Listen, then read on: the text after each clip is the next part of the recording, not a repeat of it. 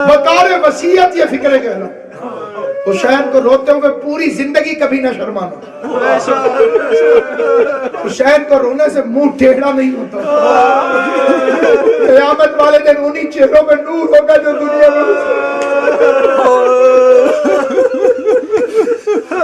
مخدومہ کونین کی جو میں نے وکالت کی ہے، میرا حق ہے کہ میں مومنین سے کہوں کہ میرے لیے دعا کریں.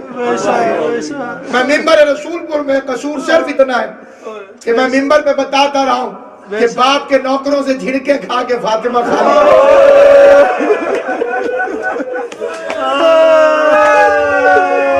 میں جو سچی بی بی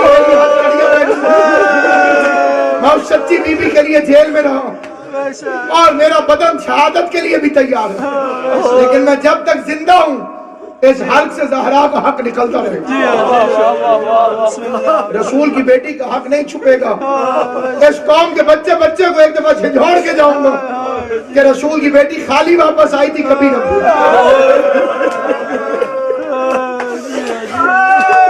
سوال زہرا کجا تلخی ہے جواب.